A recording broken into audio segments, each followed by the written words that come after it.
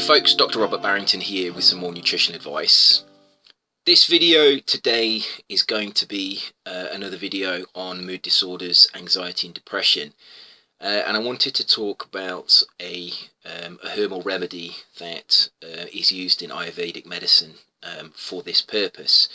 Now, the plant that I wanted to talk about is sometimes called morning glory or bindweed, but you have to be very careful because there are a number of plants from different genera that are also called morning glory and bindweed.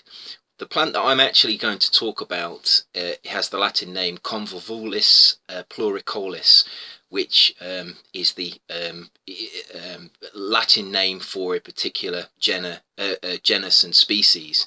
Now, those plants, some of those plants are often referred to as morning glory and bindweed, but other plants are as well. So you always have to really go off the Latin name if you want to actually identify the plant.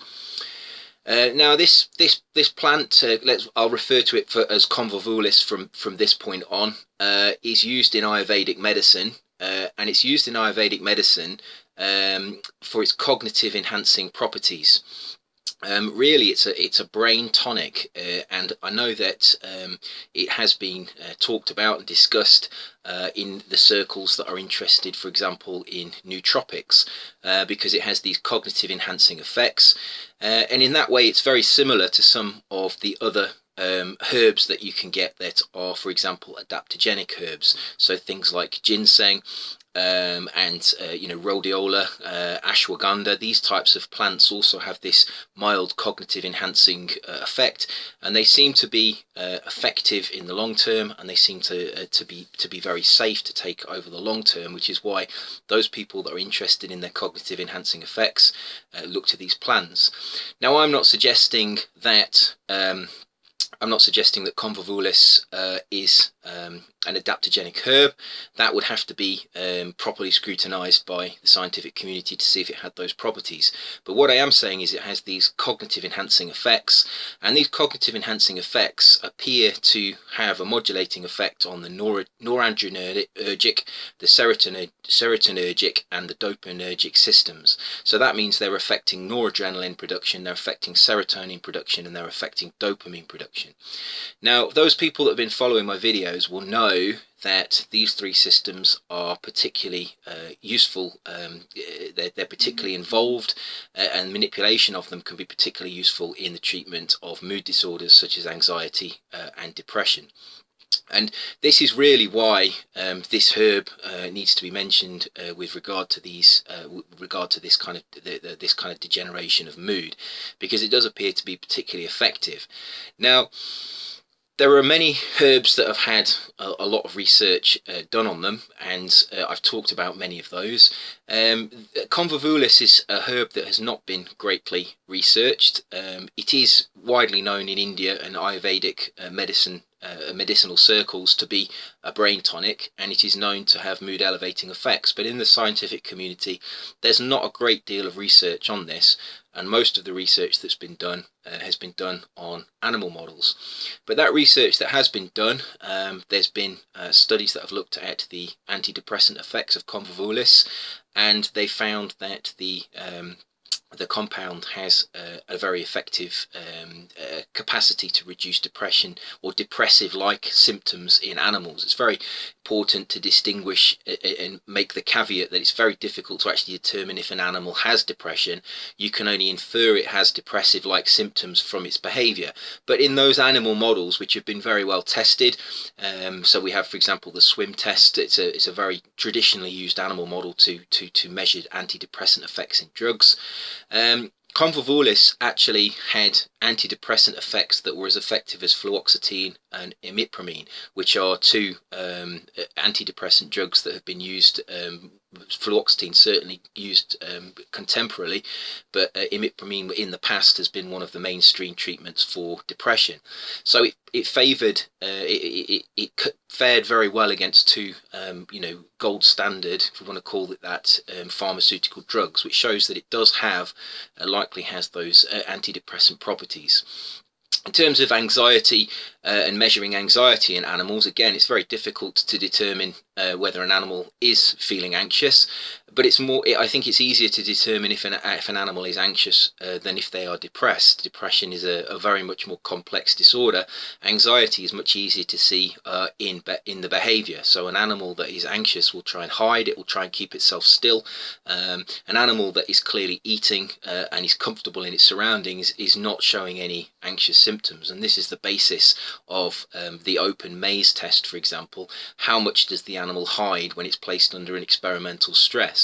And when we look at these types of animal models and we use extracts of Convulvulus, what we find is that the extracts are anxiolytic. They have anxiety treating effects. So the two basic animal models that we use to measure mood disorders show that Convulvulus has these properties that make it a mood elevating compound, and that's not really a surprise because mechanistic studies have shown that it can affect the production of noradrenaline, dopamine, and serotonin. Now, it's always very interesting to know how these herbs work, because if you know how they work, and for example, if you know that two different herbs work in different ways, you can often combine those herbs together and they will have a synergistic effect. And Convulvulus works perhaps in a different way to many other herbs, because it increases the protein synthesis in the hippocampus, which suggests that it's actually increasing perhaps the production of noradrenaline, serotonin, and dopamine. And if we look at the hippocampus and how it's related to mood disorders, what we tend to find is that when mood disorders develop, they tend to develop in the neurons in the hippocampus. This is the seat of where mood disorders originate. So herbs that are having an effect on the hippocampus and can increase protein synthesis, and that just means that the neurons are producing more substances which may well be neurotransmitters. This bodes well for the fact that Convulvulus is having this effect in the hippocampus, which is exactly where you'd want it to have an effect if you wanted it to treat mood disorders. Now, the reason that I'm mentioning Convulvulus and talking about it is because it's not greatly discussed as a treatment for anxiety and depression. Many people who try some of the mainstream treatments, and I'm not talking about pharmaceutical drugs, I'm talking about herbs. So if they try something like ashwagandha, or they try ginseng, or maybe if they try, L-tryptophan, some of the amino acids, and they find they don't work, having alternatives that may work in different ways is always beneficial, because the more different treatments you have to try, the more likely you are to come across one that will work for you. Everybody has different types of anxiety and depression. I'm convinced that anxiety and depression is not a single disorder. My experience is it manifests itself differently in different people, and although people may feel very similar outward expressions of depression, I think there are multiple causes and there are multiple sites in the brain that can be infected, and therefore not all treatments will affect everybody in the same way. Certainly, if you've been following my videos, you'll know that I don't believe L-tryptophan works for everybody to treat depression, but it is a very effective treatment for some people. And this is really the why I like making these videos where I talk about so many different herbs, because if you follow my videos, you can try different herbs, you can understand how they work, you can be your own nutritionist, and then you can start to treat yourself, and ultimately that's how you'll be able to improve mood disorders. They're very difficult to treat, but the person that is best suited, best placed to treat an individual is that person themselves, because they know how they respond to a particular herb. Only they really know how they feel. It's very difficult to describe those feelings to other people, so a doctor listening or a nutritionist listening doesn't really understand what that feeling is. They can get a guesstimate of it, but they can't ever really understand what those feelings are. So you've always got to be your own nutritionist. And Convulvulus is another one of those herbs that it really is worth considering. It is available. You can buy the herb. It's available in supplements. It's just not very well. It's not often talked about. Some people do refer, like I say, some people do refer to it as morning glory, or as various other common names, and you've got to be very careful. I think it's also called English aloe. So it's got a number of common names, but some other plants also have those common names. So the Latin name for this particular plant that is grown and used in traditional Ayurvedic medicine is Convulvulus Pluricaulis. And that's really the one that I'm talking about. Now, what substances, it's always interesting to talk about the substances and phytochemicals within these plants, because that it helps you compare the herb with other plants that have similar effects, and it looks like there are the usual suspects in this plant. Clearly there are flavonoids. All plants produce flavonoids, they're secondary metabolites, and this is why plant foods are such a good source of flavonoids. And flavonoids do have antidepressant, anxiolytic effects, so it could well be the flavonoid content of the plant that is having at least a contributory effect to the effects, and this is related to the fact that you can eat all of the plant. The whole plant is edible, and the whole plant also appears to be medicinal, but clearly there may be more flavonoids, for example, in the petals, which are often blue. It's a kind of a blue creeping plant, bluey purple, and blue in plants generally is reflective of flavonoid content, and the leaves may well have, for example, higher levels of carotenoids, because carotenoids are accessory compounds for chlorophyll, and leaves tend to be green, so they tend to have also more carotenoids in them. So we get all the normal antioxidants that we'd find in plants, but what's interesting is the active principle may well be an alkaloid. There are a number of alkaloids that are thought to be present in Convulvulus, and these alkaloids may well actually be having the effect. It's very difficult to tell. It's very difficult to understand until studies isolate them and see if they have pharmacological effects. And like I say, there hasn't been a great deal of research on Convulvulus, so it's not that easy to say. But it's very clear that these this plant has a very similar phytochemical profile to many other medicinal plants, and I would suggest it's probably the alkaloids that are ultimately having the effect and the active ingredient. But if there are flavonoids in there in high enough concentration, certainly quercetin, camphorol, some of the other flavonoids do have this anxiolytic and antidepressant effects, and they do seem to be able to lock onto the GABA receptor. I've talked about that before. Certain flavonoids can actually modulate the GABA receptor, and GABA, of course, is a very important system in the brain for reducing anxiety. It's the target of benzodiazepines, it's the target of barbiturate drugs, and GABA is really it reduces the excitatory neurotransmission that you have in the brain, so it tends to have a sedative effect.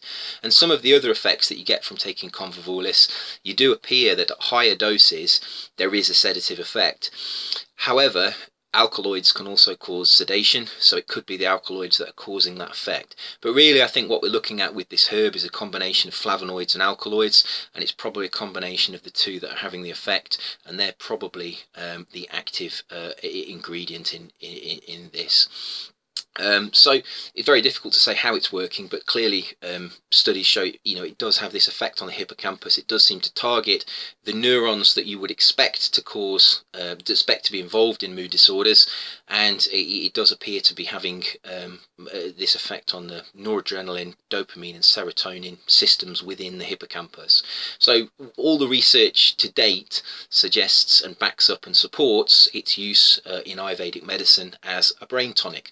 And it could be used as a nootropic. It may well be that if you don't have a mood disorder, you could actually benefit from taking Convulvulus.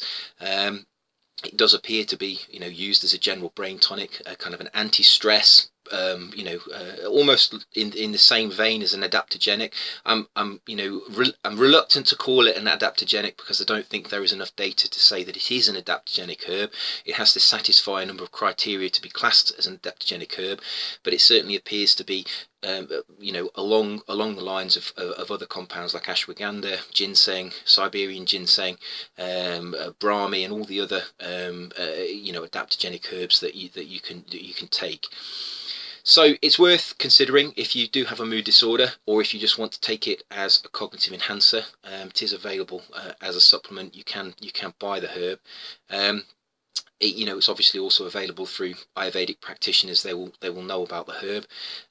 Obviously, always do your own research to show that it's safe. This is not I'm not prescribing. All I'm doing is giving information about the research that's been done to date on Convulvulus. And please have a look at that research. Always encourage you to do your own research, become your own expert nutritionist. So I hope the information was useful. As always, eat well, stay healthy, and protect yourself, and I will see you soon for another video. Take care.